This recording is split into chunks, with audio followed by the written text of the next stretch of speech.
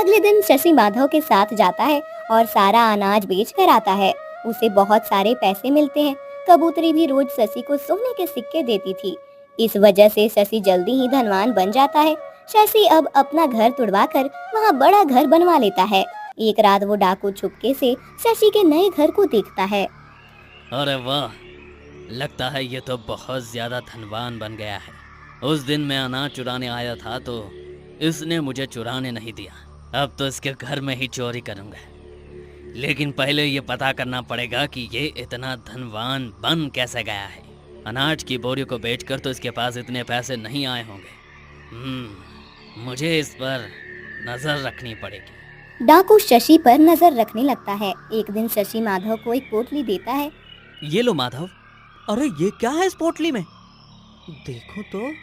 माधव पोटली खोलकर देखता है तो उसके अंदर सोने के सिक्के होते हैं।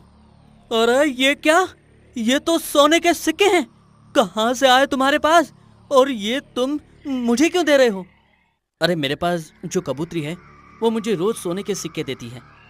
दिन भर में वो जितने भी चावल के दाने खाती है, सुबह मेरे बिस्तर में उतने सोने के सिक्के रखे हुए होते हैं। क्या? ये तुम क्या बोल रहे हो? ये कैसे संभव है? पता नहीं दोस्त, पर उस कबूतरी ने मुझे कहा है। वो कबूतरी सामान्य नहीं है, वो तो हमारी भाषा में बात भी करती है। ऐसी रहस्यमय कबूतरी तो मैंने पहले कभी न सुनी। पर तुम ये सिक्के मुझे क्यों दे रहे हो? तुमने आज तक मेरी बहुत सहायता की है। अब मैं धनवान बन गया हूँ और मैं चाहता हूँ कि मेरा दोस्त भी मेरी तरह धनवान बने। मुझे तो कबूतरी से रोज सोने के सिक्के मिलेंगे।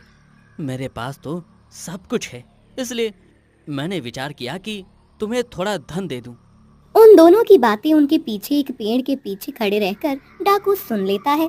फिर अच्छा, तो ये बात है। उस कबूतरी के कारण ये किसान इतना धनवान बन रहा है। फिर तो मुझे इसके घर में चोरी नहीं करनी चाहिए। मैं तो उस कबूतरी को ही चुरा कर ले जाता हूँ। मुझे भी अब सोने के सिक्के ही चाहिए। शशि खेत में होता है। ये देखकर डाकू उसके घर चला जाता है। शाम को जब शशि घर आता है तब देखता है कि कबूतरी घर में नहीं है। शशि पूरे घर में कबूतरी को ढूंढता है पर कबूतरी कहीं नहीं होती। माधव वहाँ आता है। अरे क्या ढूंढ रहे हो? मेरी कबूतरी घर में कहीं नहीं दिख रही है। अरे अरे शशि, वो तो एक पंछी है, उड़ गई होगी। कब तक तुम्हारे घर में रहेगी? तुम ज्यादा मत सोचो। नहीं, मुझे नहीं लगता कि वो उड़ गई होगी। मैं देखता हूँ। अरे इतने दिन तो तुम उस किसान के पास ही तो थी। तुमने उसे धनवान बना दिया है, अब मुझे भी धनवान बना दो।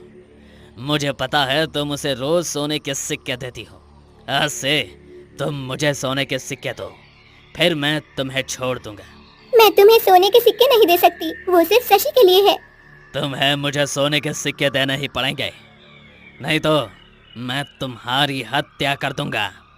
अभी मेरी मृत्यु का समय नहीं आया है मूर्ख। मेरे जीवन में अभी कुछ काम अधूरे हैं जिन्हें पूर्ण किए बिना मैं अपने देह का त्याग नहीं करूंगी। अगर तुम मेरी बात नहीं मानोगी तो मैं तुम्हें मार दूंगा।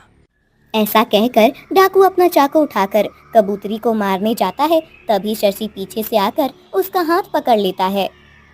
उस दिन तो अनाज की चोरी करने आया था, वो नहीं कर पाया तो अब मेरी कबूतरी को ही चुरा ले गया तू। अब मैं तुम्हें नहीं छोड़ूंगा।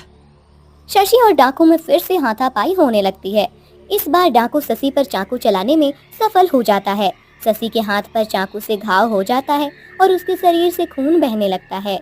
उसके खून के कुछ छींटे कबूतरी के शरीर पर गिरते हैं और वहां अचानक रंग बिरंगी किरणें उत्पन्न होने लगती हैं। उन किरणों के साथ ही कबूतरी गायब हो जाती है। एक सुंदर राजकुमारी वहां पर प्रकट हो जाती है। कितनी सुंदर राजकुमारी है। राजकुमारी, मैं आप पर मोहित हो गया हूँ। आप मुझसे विवाह कर लीजिए। मूर्ख डाकू, मुझसे मैं कभी विवाह नहीं कर सकती। मैं पहले से ही विवाहित हूँ और इतने दिनों से मेरे पति के साथ ही रह रही थी।